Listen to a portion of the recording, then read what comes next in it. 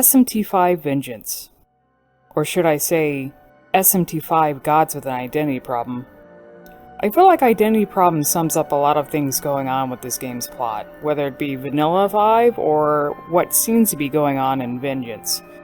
But mythology even has a lot of different interpretations of gods, as stories of gods have been handed over to different generations, and you have different people writing books about the same gods, and so, you have information that gets mixed, or different interpretations, or different forms of gods, or they become completely other beings entirely, and it's just like, even though you have certain stories that get popularized with certain gods, to where they seem to be the main mythology that gets associated with those gods, that doesn't mean that the other interpretations should be forgotten, and I'm going to get to that.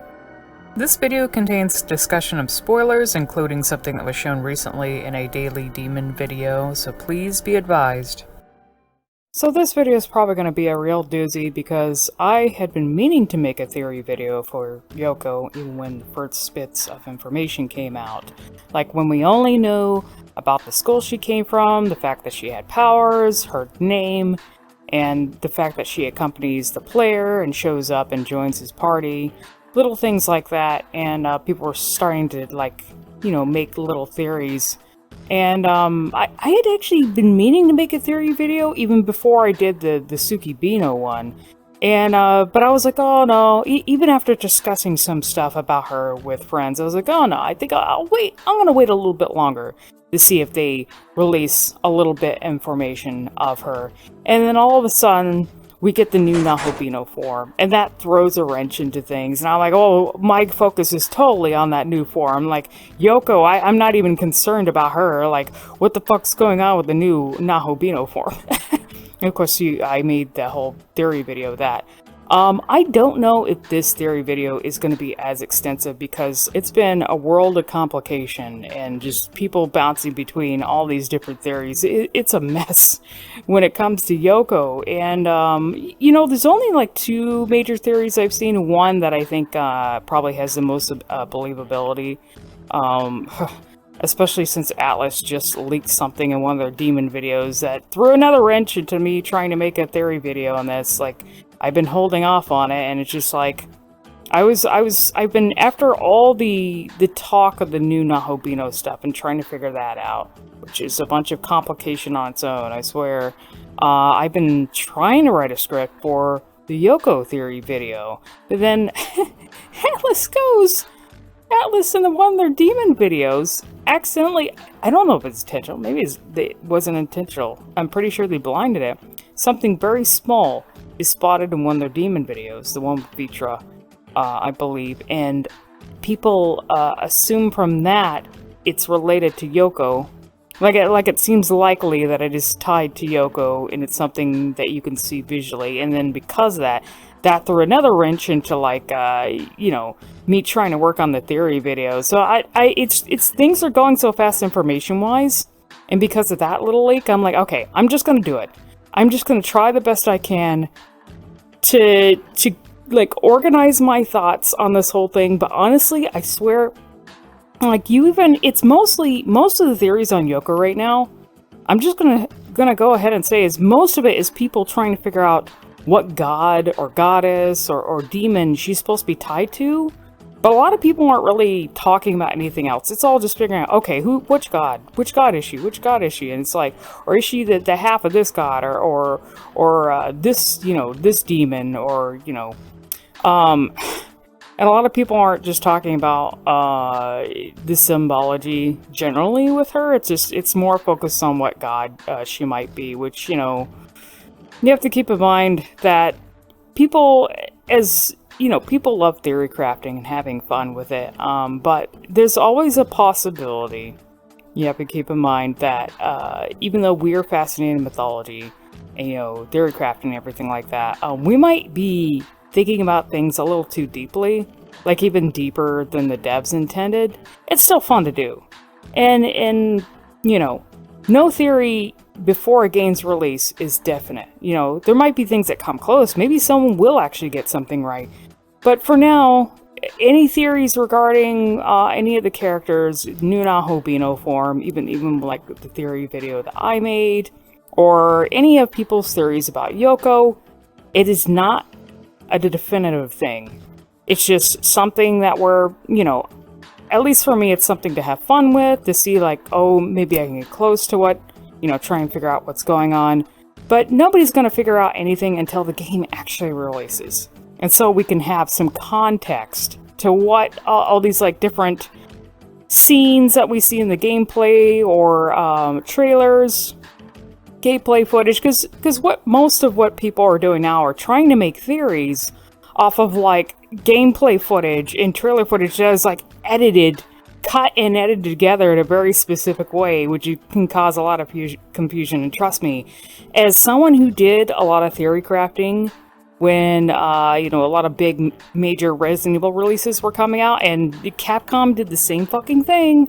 One of the major ones was for Resident Evil 5, and, you had the big, like, Jill is dead thing, and I feel like the Algami stuff, the thing with the Nahobino being sacrificed, and Algami is dead, and, it reminds me of that time when Resident Evil 5 was coming out, and, Capcom edited a bunch of stuff together, and then they had some, like, promotional stuff that showed a gravestone for Jill, and you had the gameplay footage, and people thought, like, oh shit, Jill's dead, and then people thought the girl that was in the stasis tube was Sherry, and oh my god. So much weird shit came out of that, and so a lot of stuff with SMT5 Vengeance right now is reminding me of that, so you have to keep in mind, just because you see footage in a certain way in the trailers does not mean it's not even like in order. It's probably like completely out of order. So that can cause confusion and cause people to think certain things are happening when they're not. Just keep that in mind. Okay, I'm gonna try and talk about Yoko and theories related to her the best I can. So I think the best thing to do would just be to discuss what is known about the character Yoko. So Yoko is the new character addition in SMT5 Vengeance. She is not a re-release girl. She's actually someone who was intended to be in the game originally and supposed to be kind of like a chaos-aligned parallel to Tao Isanokami. So Yoko Hiromine is a third-year high school student, just like the protagonist, but she's from the St. Marina's Girls Academy. She's had mysterious powers ever since she was born, much like Tao, and is also referred to as a saint. At the academy, she's recognized for her abilities in the exorcism arts. We know that she appears to Yuzuru and the main character when they're attacked by the Glacier Bolus, while Yuzuru is examining the remains of the Yamanote line train car while in Dot. In recent footage, I'm not sure if this was uttered before, unless it's dialogue from later in the game, edited over the part where you're making a choice about the route, but you are warned about Yoko. If you choose to take her hand, she'll end up joining your party and showing up frequently throughout the story alongside the protagonist, having more of an accompanying role, providing support as a battle companion and also commentary on various events and people you interact with in your journey. She seems to have, in the different trailers and gameplay footage that she has, often that commentary tends to have more of a cynical or neutral worldview. And there's actually a scene that even shows her transferring to your school. Like she meets you at your school, says, hey, I transferred over, might as well since I'm helping you, right? And visiting the protagonist's dorm room alongside the other party members. So her presence and importance to the main character is a prominent one in the Vengeance route. So from what I gathered in the reviews and new footage, one thing is clear. Demons seem to be aware of who she is and have some semblance of who she might be, and that reaction does not seem to be a positive one. You are even warned when you make the choice, like I mentioned before, they warn you that she's like a cursed soul and she'll take you on the path of destruction if you choose to take her hand. Even in recent footage, which was previously thought to be the Kadetsu talking to the Nahobino, is shown now to be the Kadetsu talking, or basically trying to appeal to Yoko about a broken world and being wronged in the past. Because Yoko is focused on this whole theme of vengeance and people who have been oppressed. So it kind of goes along with them trying to appeal to her about, like, oh, you know, don't you feel like things are wrong? Don't you feel like you've been wronged by this world and oppressed by this world? Did you want to do something about it, basically? Also, through recent reviews and footage, we're made aware that she has influence on Saori and Tao, especially Tao, since Tao spends the longest alongside her and Yu. She's been seen encouraging more proactive, vengeful behavior against Saori's bullies, and this also seems to be without Lamu's presence being around. And Tao is also seen joining Saori on dealing with them in a more violent manner as well.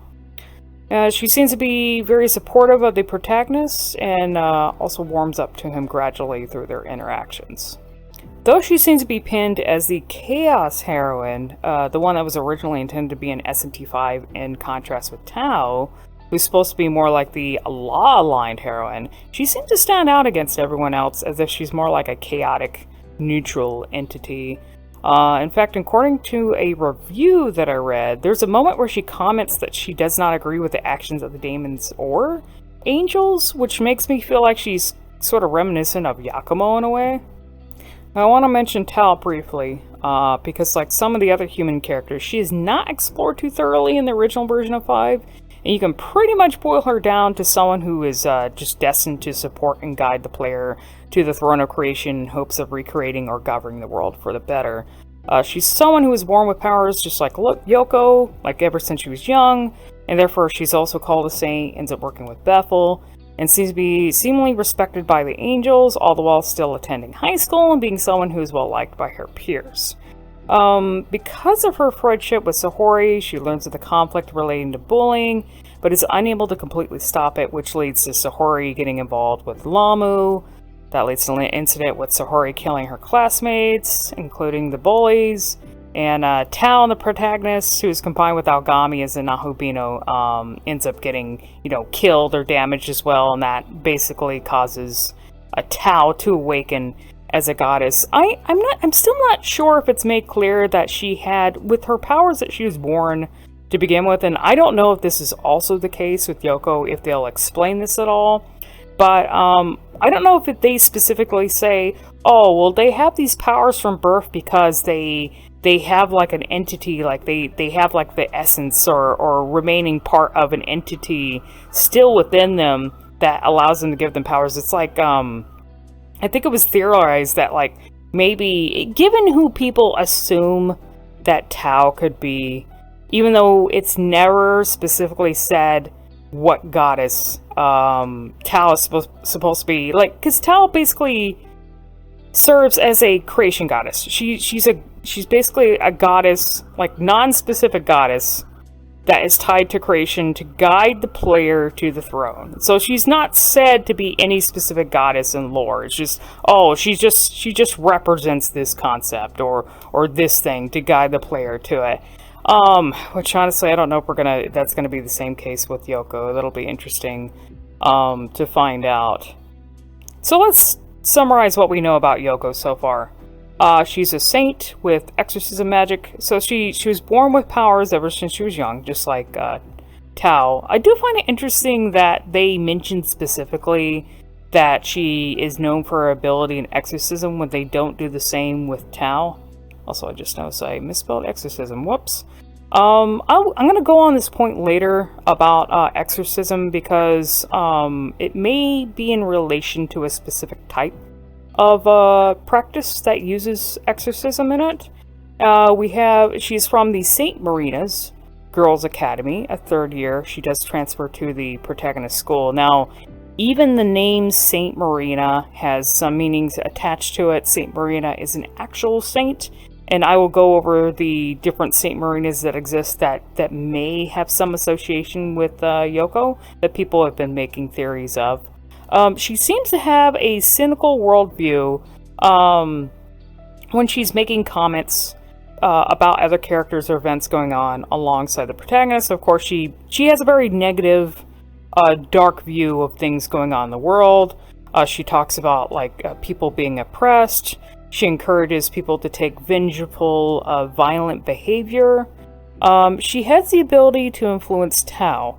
more so than anyone else, even though she's also alongside you. I don't know if, like, the thing is like, of course, her being alongside you in the journey, and then us knowing that the game has multiple endings. Of course, like, you know, maybe in the events of the story, the things she talks about, of course, that may influence the player to, you know, think about things in a certain way and pick a specific path. So I guess in some ways she's also influencing you as well. She has an influence on you if you choose to, you know, agree with her viewpoints.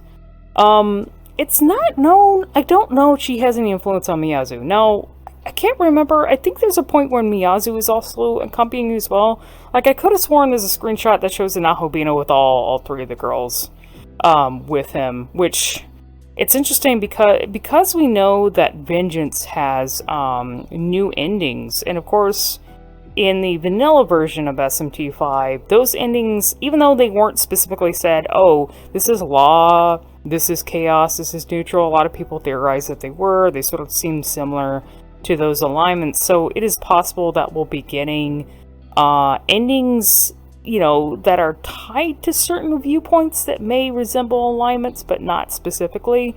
So because he's shown with the three different girls, and there seems to be a heavy focus on those three girls, more so than Vanilla V, it is theorized that those girls are going to be tied to the new endings.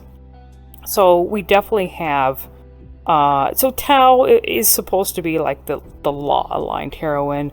Yoko is the opposite, where she's supposed to be the chaos-aligned heroine. And we definitely know that Miyazu, along with her demon partner Kansu, represent a more neutral aligned view, more very like pro-human view. So it is highly possible that all three of them are going to be tied to the new endings.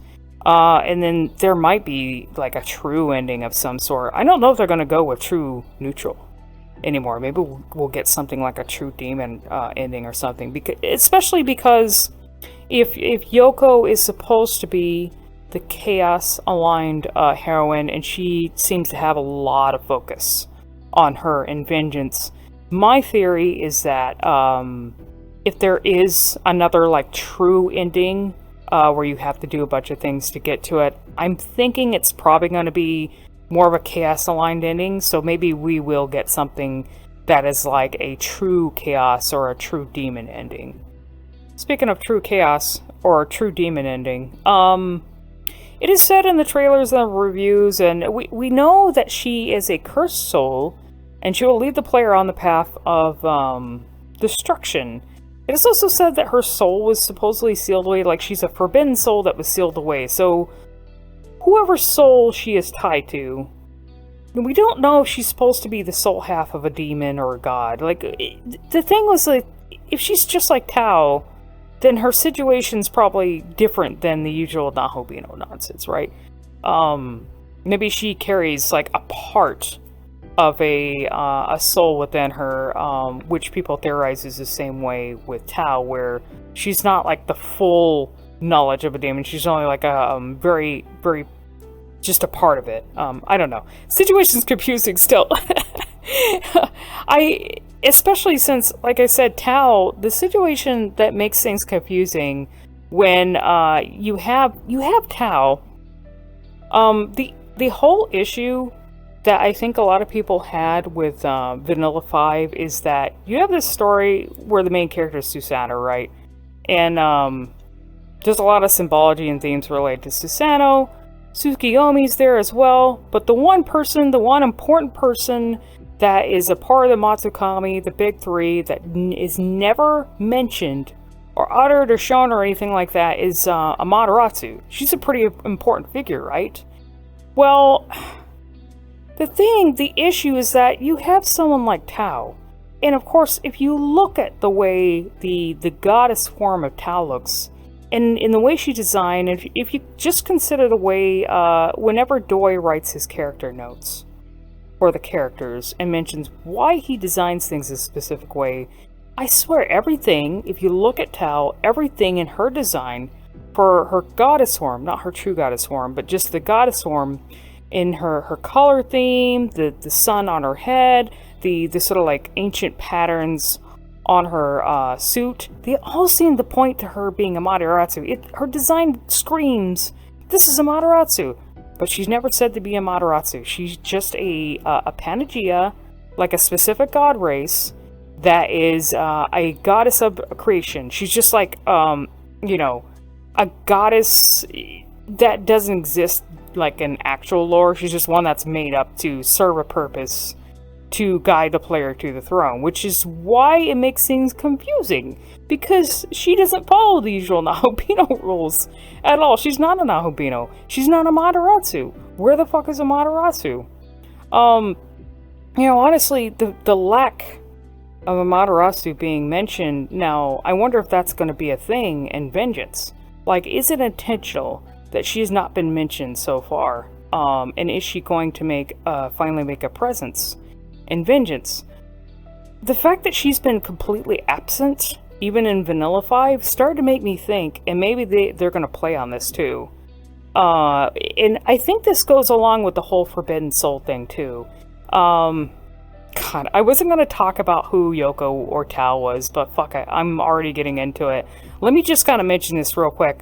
I wanted to mention this before we go into actual lore of gods or anything, so like what their actual lore is and how it ties to the story with the bull god versus the snake god. But I wanted to mention, with this whole cursed soul shit, and the fact that supposedly Yoko was a soul that's, you know, a forbidden soul that's sealed away, we have to keep in mind here. Keep in mind that it is possible that you know, like I mentioned with, when I was going over demons assigned alignments in the perfect guidebook for SMT5. SMT5 doesn't have any alignments. Like, it doesn't specify any alignments. Like, the demons don't have alignments because it's not important to the gameplay. The alignments are. Maybe like, you know, you might consider it, oh, the endings has specific alignments, but like I said, they don't specifically say this is law, this is chaos, or neutral. It's just sort of assumed. In the book, though, like I showed in my guide video, a lot of gods and demons are placed on an alignment chart, which is something that was just decided as a staff and doesn't really have any... I don't think it has a lot of importance except for the endings. The reason I'm bringing that up, though, is that one thing that was noted on the gods and demons that are placed on the chaos side, it was said in I believe in the description in that book that gods and demons that are deemed to be chaos aligned may be through the perspective of the creator. So the creator that got dethroned, and I mean basically the creator that started all this shit with the Nahobino being split and like maybe even causing the whole reason the conception happening and the angels and demons battling and you know, people being forbidden to join together as a Nahobino. That creator caused a lot of problems and forbid people from doing a lot of stuff, and forbid gods and demons from doing a lot of things, right? Placed a lot of restrictions, you know, cursed different individuals, made a lot of people fucking angry, right? People were not happy. Entities were not happy with that creator. I mean, fucking Lucifer went after him and took him out. That's all reason 5 started. Who is deeming Yoko to be a cursed or forbidden soul? Who's the one designating Yoko as being, you know, a bad entity or a harmful entity or one that caused destruction? Could it be possible that this is being deemed by the angels or by the creator themselves that Yoko is forbidden? Now, if I was let's say if I was a creator god that was aligned towards certain viewpoints and I wanted to take out other gods that were a threat to me and my purpose, right, and what I was trying to do. Of course, one thing that the creator god did was, you know, split a lot of gods up, like from their true forms into knowledge and life, and a lot of shit happened because of that.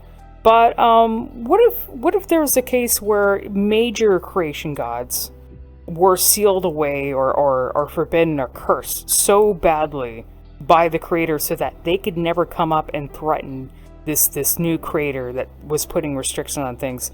Is it possible that this happened to Amaterasu? Like, and it has happened for so long that people just fucking forgot about her. Is it possible that the reason we don't hear about Amaterasu, even from her brothers or anyone that may have known her, is because the creator god, the creator god that was previously on the throne, before Lucifer took them out, may have sealed Amaterasu away, to the point where, you know, she was completely forgotten. Or maybe everyone was like brainwashed, because the thing I'm thinking is that there's a negative reaction to her being around, where people are like, oh, you're not supposed to be here, who are you? You know, maybe it's the case where, okay, Amaterasu is a big creation goddess, right? A very important one to Japan. And if you think about it, you know, with the way SMT is, with the certain viewpoints where you have law and chaos, a lot of times they tend to be associated with countries and their cultures. You have law, which is also tied to monotheism and Western beliefs and views. And then you have chaos, which often gets tied to polytheism and more like Eastern views and beliefs. So you may have a case here where a Western-sided god wanted to completely fuck over an Eastern, a god tied to Eastern beliefs, like a major one, seal her away, and deem her to be like a forbidden cursed soul, and basically brainwash everyone around that creator, including angels and whoever that creator like put in place to, you know, keep their system going. Basically brainwashed everyone into thinking that goddess and that entity, anything tied to that goddess, was bad, and that it would lead to destruction. So what if that was the case? What if that's what happened to Amaterasu? Maybe that's why she's never mentioned, because the creator fucking, like, completely fucked her over, sealed her away, made people forget her, made people think she was a bad goddess. Who knows? I don't know if the game's gonna go that deep. That's just the hamster wheel in my head going when it comes to this cursed soul shit. I've heard some other people mention this a little bit too, that it could be a situation where she's actually not supposed to be a bad god. It may be more of a perspective of the law side type of thing, considering she's supposed to be chaos aligned. So I guess we'll find out. We will find out. Okay, so I want to go over symbolism here before I go into actual lore of gods. Oh my god, there's so much to go over with this. It's crazy compared to... It's not very straightforward, I feel, when I was going over the new Nahobino Form, where I was just basically summing up to, oh, it could be Tsukiyomi and Bull God versus Snake God stuff. This is just...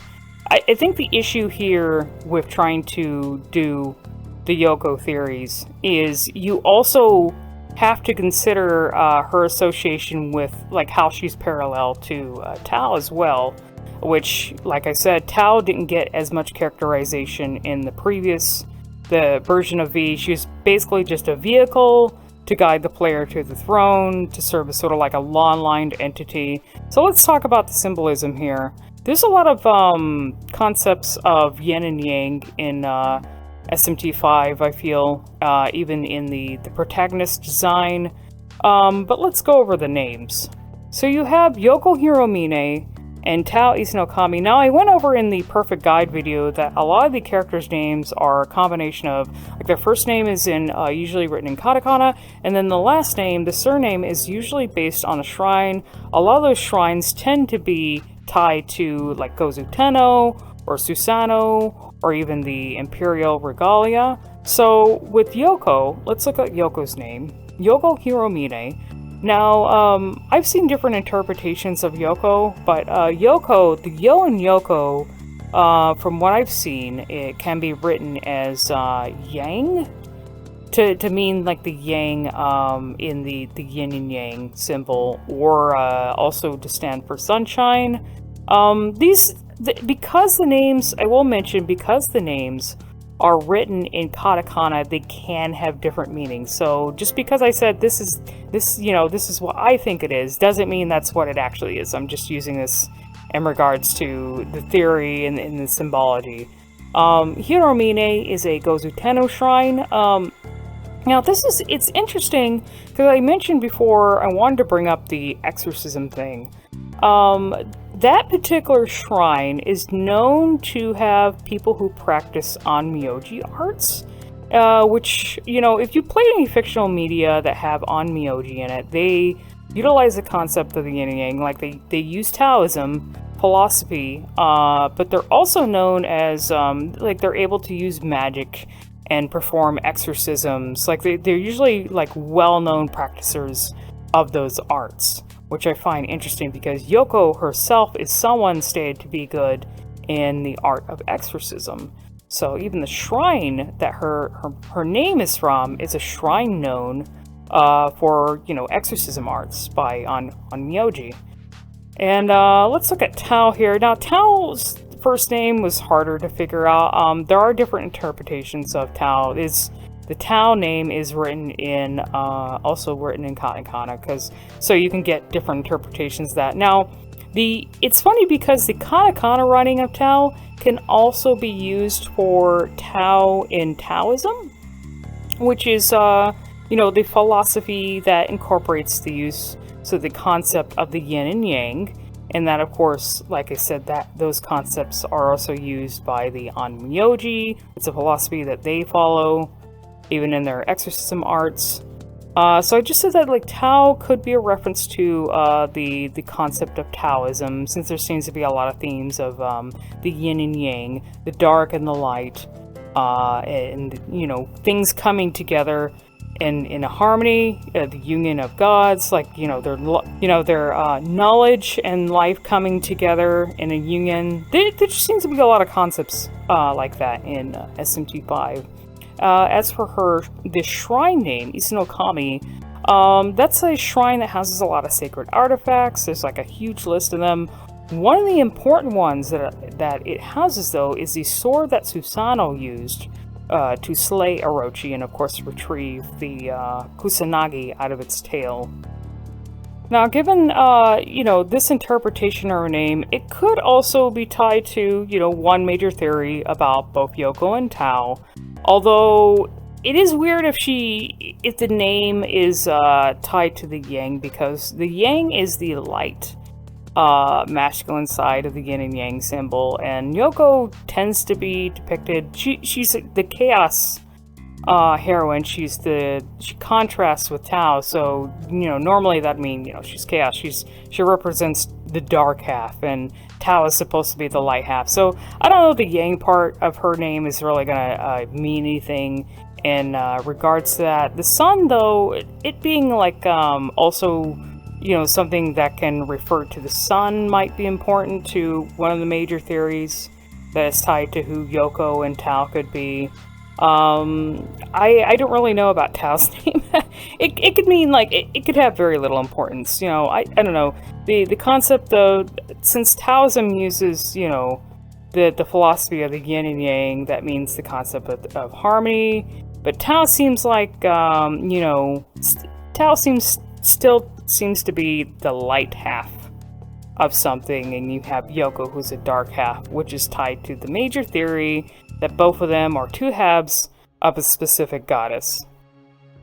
Okay, so if you've seen the entity that was leaked in one of the Daily Demon videos, it was the one that was showing Vitra, but there was a small form that was spied in the background of the Demon Haunts area. When the protagonist is talking to Vitra, I think that's how you pronounce his name, there was something that kind of looked like a Nahobino in a black suit sitting in the background with a huge mirror behind them.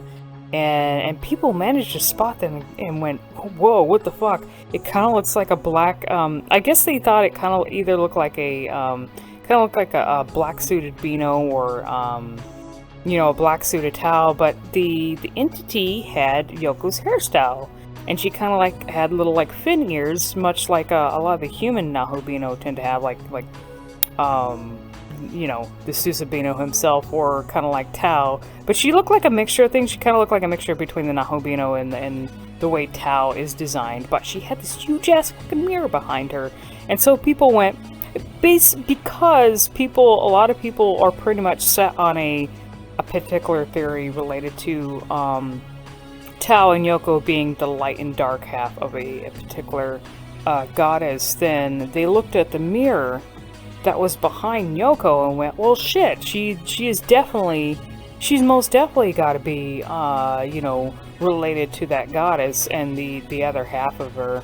And also, because she looks similar to the Nahobino or the Panagia form of Tao, then they went, well, okay, she also gets a Panagia form. Now, the thing is it could mean two things. It's either that she does end up being the dark half, and Tao ends up being the light half of a particular goddess, and, you know, maybe they'll come together or something, and we'll get to see the true form, or that goddess revived. A Shin Megami Tensei, once again. Or, this is the thing I'm sort of worried about, and I think some other people, you know, I don't know if they're gonna like this too, because it's a little more generic in my opinion, but, if she gets a Panagia form that, like Tao, but she ends up being sort of like the chaos version of what Tao becomes, she could essentially, instead of being the soul of a specific goddess, you know, us actually getting some information about Amaterasu, or it being revealed that there have some Amaterasu, it could be just like Tao, where she's just a goddess of vengeance. She isn't a specific goddess that exists in lore. She's just one that's created for the sake of the story, which is something I'm kind of worried about, because I don't think I was happy with the whole creation goddess concept, her just being like, oh, just a generic, like, she's just, well, not generic, she's just something that was created specifically for the game, and isn't actually, like, they don't say she's actually this goddess, or this entity that exists in lore, even though she screams, like, her whole design screams Amaterasu, right? But no, she's just like a creation goddess, and, you know, not specifically anyone. That's the thing I'm kind of worried about for Yoko, because I've seen that new form now. The thing is her getting a Panagia form like Tao, but being the opposite of Tao, and being one that's sort of like, you know, she's black. The suit that she wears is black, in comparison to Tao, who's wearing like more of a light suit. So of course she's like an opposite to Tao, but still it makes me kind of wonder, like, oh, are they just gonna like make her a goddess of vengeance? Like, they mentioned the goddess of vengeance concept before, so it's just like, oh well, I don't know what they're gonna do with that. Now let me mention this theory here, and because I think it does make a lot of sense. But I don't know if Atlus is going to go this route. I feel like this game... Now, here's the issue with, like, trying to make theories about a Shin Megami Tensei game, especially this one, is that the thing with the theory crafting is, like I brought up before, when it comes to these games, because they're so heavily steeped and themed on actual world lore that exists, we're not just making theories that pull from information from the game itself. We're trying to make theories based on stuff that we know in, like, actual real world lore. And so it's like, oh, well, you know, the mythology and lore has like says this, or there's these interpretations of the gods exist, so it might be this and this, and like I sometimes think because of that we end up like overcomplicating things. I know I do too. It's hard not to, because of that though, because you have real world lore that these games can pull from, that means these games can go so many different directions with their lore. And I always, like I said before, I worry, even with Vengeance, that instead of actually solving or answering questions that the previous game had, it's going to create more questions and more complication on top of what it already exists. And like, this theory here is an interesting one. And I think the main reason why someone came to this conclusion, actually there's two. I'll mention the second one though. But the fact that this form, this Panagia form, if it is Yoko, because it's not confirmed that this thing seen in the way back in the video is Yoko, but it does look like her, so people are like, well, it probably is Yoko, right?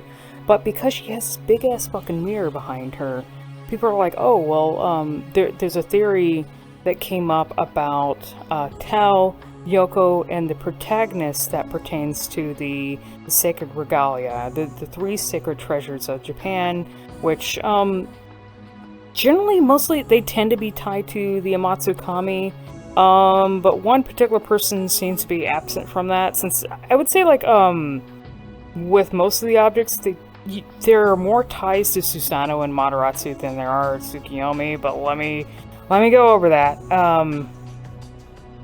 There was mention of the sacred treasures even before Vengeance, like any theories of Vengeance came out, because you have the containers in the laboratory. There's actually, I brought it up before, and I may have brought it up in the cut content video too, but you have the laboratory where the proto-fiends are made, and in this specific room, it almost looks like a ritual summoning area, because they have these like big flag things, and I forgot what there's like talismans? But it's where there's stuff that has talismans too, so not only is it like a maintenance chamber for Aogami, it looks like a ritual summoning area too, because they also have these huge flags around the 3 different containers, and those flags have some very old script on them. I was trying to find the exact characters and translations of those flags, but they're written in an extremely old script. I forgot what the script is called, but at least I know with one of them, it does pertain to the sacred treasures of Japan, and it's something that's been talked about before. I think I've even seen Japanese like Twitter users bring it up.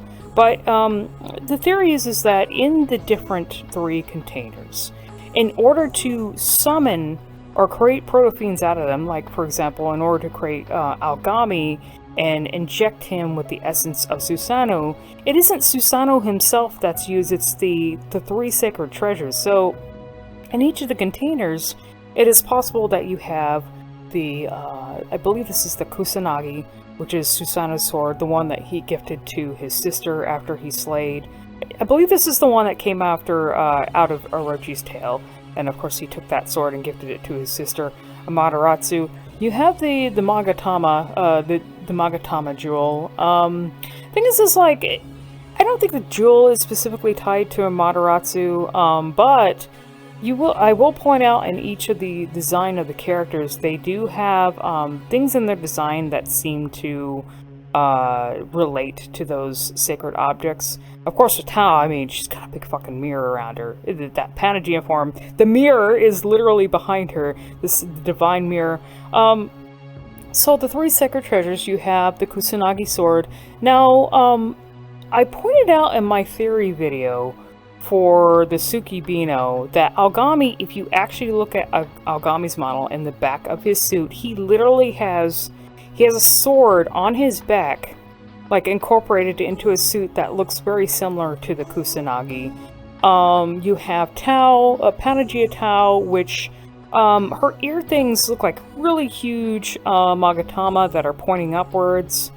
And then you have, of course, Yoko, who has the, one of the sacred objects is the divine mirror. I think it's like a bronze mirror.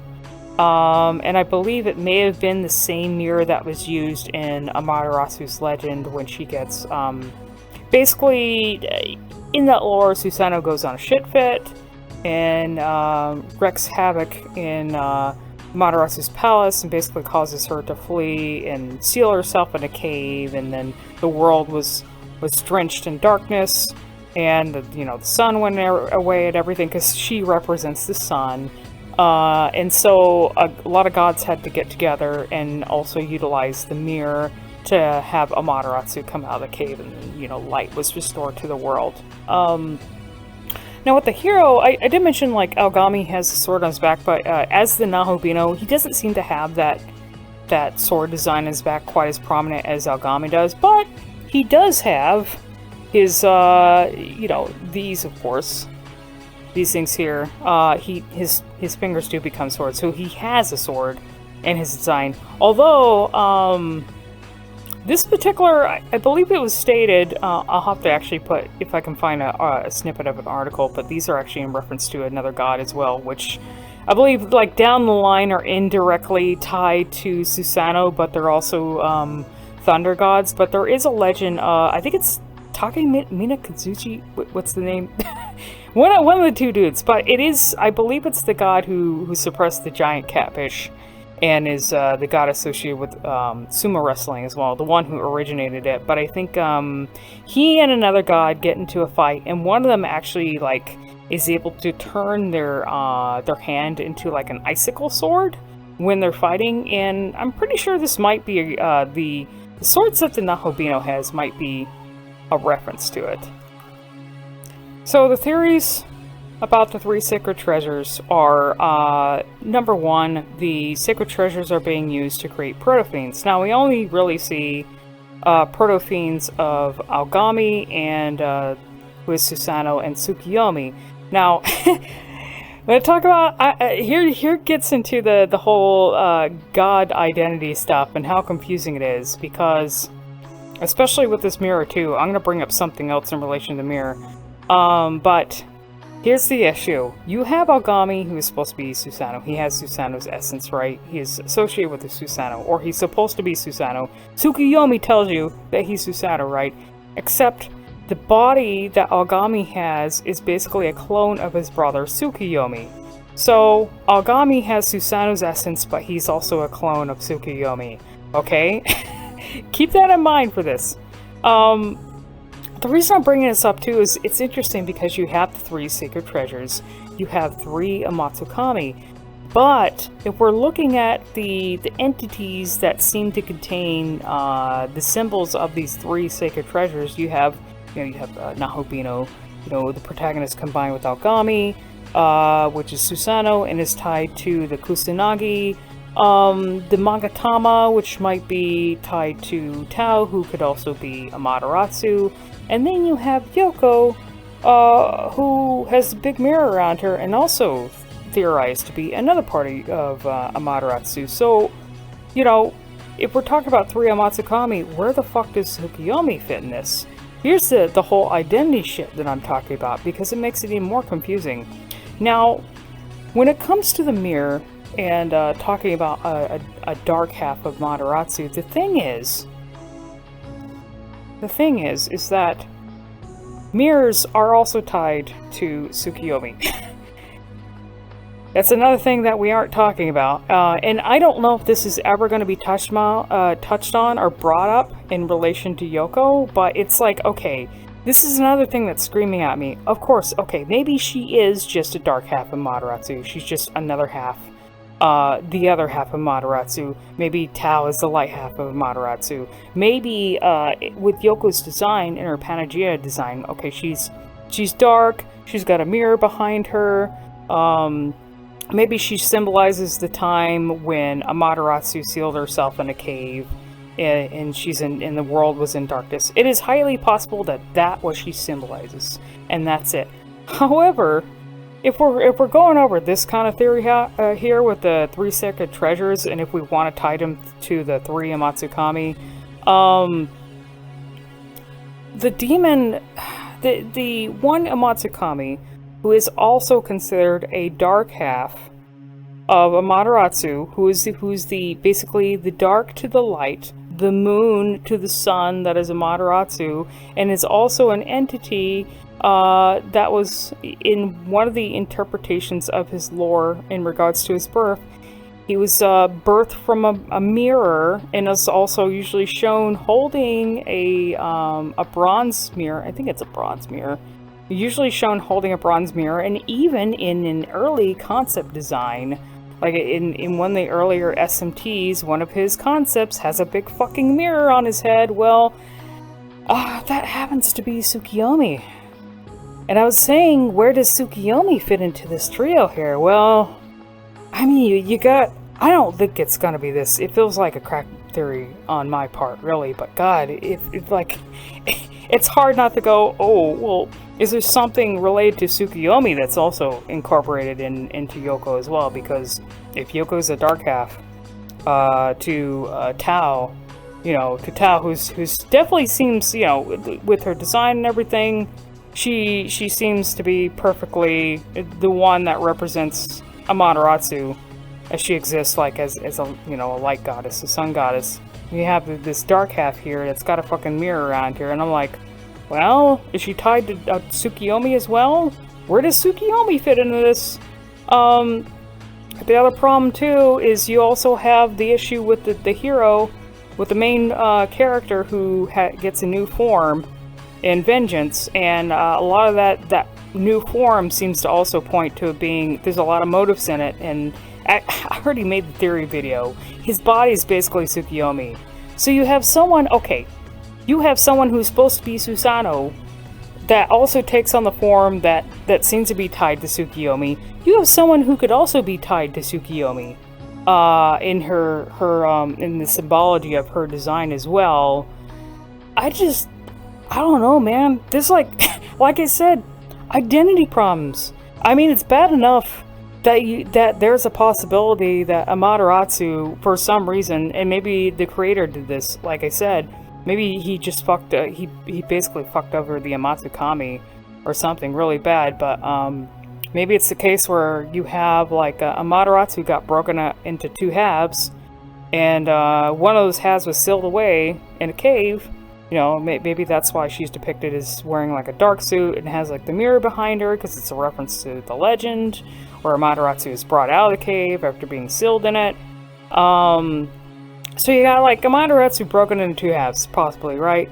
You have someone who you know fuses with Susanoo, but is also possibly able to become Tsukiyomi as well.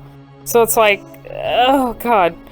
The other big theory with this is that, you know, with these three, they aren't actually the gods or goddesses that they are tied to. They're not actually Amaterasu. They're not actually Tsukiyomi.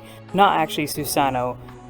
They're representative of the three sacred treasures instead. And someone even theorized that maybe they're setting up where, because the Amatsukami got like fucked over and they're gone and everything, and of course you got like you have Susanoo and Tsukiyomi running around in like, you know, synthetic bodies and everything.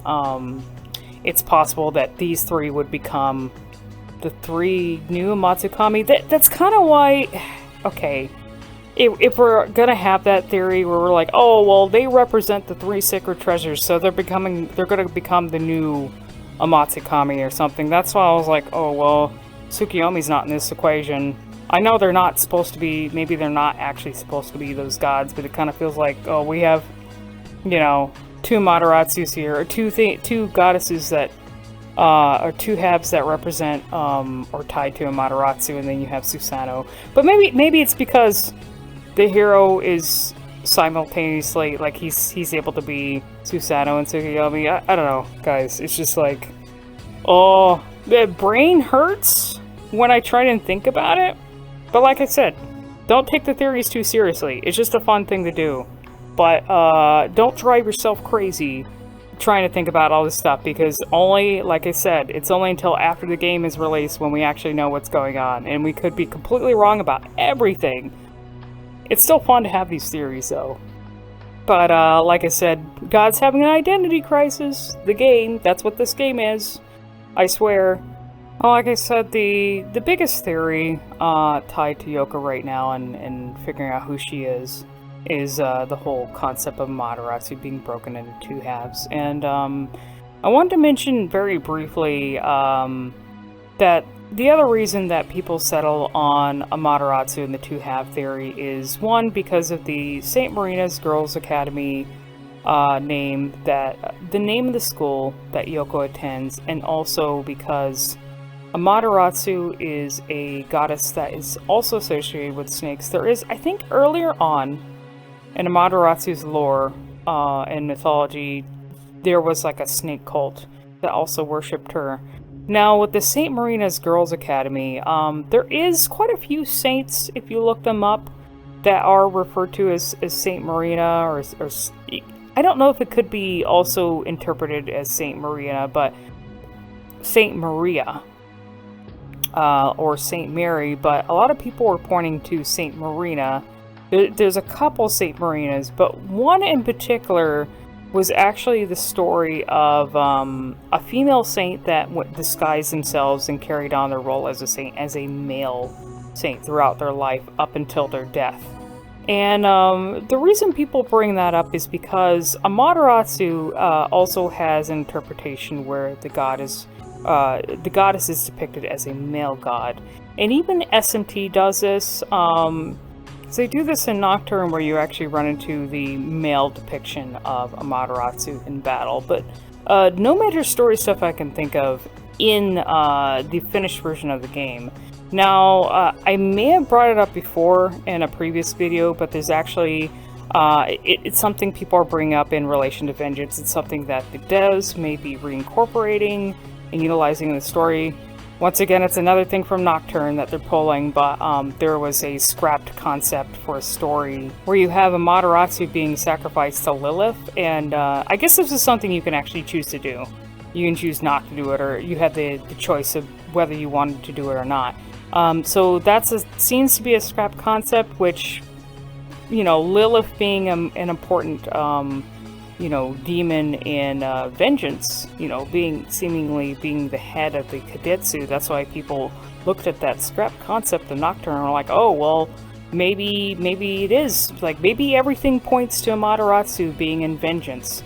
And, you know, Tao and Yoko being the two halves of Amaterasu. The only issue with that, though, is that, you know, based on the trailers and the whole thing, when they showed the new form for the Nahobino, it's not Tao. But it does seem like Tao actually gets hit in the attack that seems to target the Nahobino, right? But they mainly speak of the Nahobino being sacrificed. The Kadetsu talk about the Nahobino, like something about the main character, the Nahobino, being a sacrifice, you know, to whatever they're summoning, the big snake thing. So it's like, well, they're not going after Amaterasu this time. They're going after the person who's supposed to be, like, who's tied to Susanoo. They're trying to sacrifice Susanoo instead? Unless for some fucked up reason, God, I don't know, someone briefly mentioned this, but holy shit, it would be so weird. Like I said, identity problems, man. But, wouldn't it be kind of fucked up if, like, Tao, Yoko, and the main character all had pieces of Amaterasu in them, and that's why, like, the Kadetsu also go after the main characters because, oh, he also has a part of Amaterasu, and if we want to go along with this scrap concept in Nocturne about sacrificing Amaterasu to, you know, the Lilith or something, because it is shown that they seem to target Tao, too. Tao is attacked. She ends up getting attacked, and maybe she ends up awakening or something. All three of them, during that moment too, all three of them are there. You have Yoko, Tao, and the main character there, but Yoko is the one that doesn't sustain damage. Only Tao and the Nahobino get attacked during the whole sacrifice thing. So I don't know. It's just like, oh boy. Can you understand why now I was like hesitating? I was waiting so long to even do this theory video because like my mind is just like I don't even know what's gonna happen, and that doesn't even like cover the other theories people were making about who Yoko could be, which honestly, I'm gonna be honest, I found them a little bit more interesting than the Amaterasu stuff. You know, Amaterasu is one of the Amatsukami, and of course that also is tied to Susanoo and Tsukiyomi, and definitely someone, I do think that it is good, that it would be good for that to be related to Amaterasu. The thing with Tao and Yoko, you know, because we didn't hear her, we didn't see anything related to her, and it's only assumed that Tao is Amaterasu, it would be good to finally have closure on where the fuck she is, like what happened to her, because she's a part of the Matsukami, she's a major creation goddess, you know, the sun goddess, tied to the Amatsukami, so it would be good to know what the fuck happened to her. Outside of that though, you know, some of the other theories about who Yoko could be were kind of interesting too. I think before this Panagia form got leaked, I was leaning towards a theory I heard about where Yoko could be Izanami, and I kind of like it more. That's the thing. I don't really think I like the if we have a Panagia form of Tao. Not Tao, Yoko, like I said, I'm worried they're gonna do the whole, oh, she's just a generic, she's just creation goddess, she's just, goddess of vengeance. She's not any specific goddess or entity, we're just gonna call her the goddess of vengeance, and she's gonna serve a purpose just like Tao, but the opposite of that, where she leads the player to take vengeance or destroy the world or something like that, compared to Tao, who leads the player to the throne of creation. I'm a little worried about that, because it's just kind of like, you know, I would have liked to have more actual existing gods involved. Izanami would have been fucking cool, though. The reason why I was really leaning on the Izanami theory is because, one, not only is she heavily tied to Susanoo, like, he throws a fucking shit fit in his lore when he's born. This Susanoo throws a shit fit and cries and has an emotional outburst that causes major calamity because he wants to go to Yomi and be with his mother, but he's forbidden. And I think it just due to his behavior, of course, he gets thrown out of heaven and everything, but he still wants to be with his mother. So he's like heavily tied to Izanami and her being in Yomi and everything. So I thought that would have been cool to have someone that exists in a story that Susanoo was like heavily tied to, someone that he actually wanted to be with and go to Yomi to exist with. It also would have been, the Izanami thing would have been a nice callback to like the origins of the Megami Tensei series, for the origins, which is like Digital Devil's story, where you know, you have two characters that are like the reincarnation of Izanagi and the reincarnation of Izanami. I guess it would have been a nice callback, I feel. Also, when they brought up the whole Forbidden Cursed Soul thing, people were thinking, okay, what goddess is so fucking cursed that they had to seal her away like that? What soul of a goddess is so forbidden that they would have done something like that? What goddess is so destructive and vengeful? And my mind was like, when people brought up Izanami, I was like, well, that fucking sounds like Izanami. Holy shit, does it sound like Izanami? Because Izanami's definitely vengeful. Like, the whole thing in her story, when Izanagi goes to Yomi to go, like, you know, see his dead wife, he was not supposed to do it, but he did it anyways. But he goes there, and of course he ends up seeing his wife, and she's like a zombie and everything, and she gets mad at him for doing that. You know, he was forbidden from doing that, and he did it anyways, so she chases after him, sends a bunch of gods after him and everything. And because he did that forbidden act, and he saw her like that, she basically says, for every, you know, I'm gonna kill a bunch of people, I'm gonna cause death to a bunch of people every day because you did that. And of course Izanagi says, oh well, if you do that, I'm gonna give life to as many people in counter to that. So, like, you know, her vengeance is basically against Izanagi and what he did. And of course, because of that, she's you know, her vengeance is like killing a bunch of people and causing destruction. That's why I thought she might have been Izanami. That would have been pretty cool, also. But it seems like, you know, now with the Panagia form that got leaked, if that's actually Yoko's Panagia form, then it seems like a lot of this points to being Amaterasu more than anything.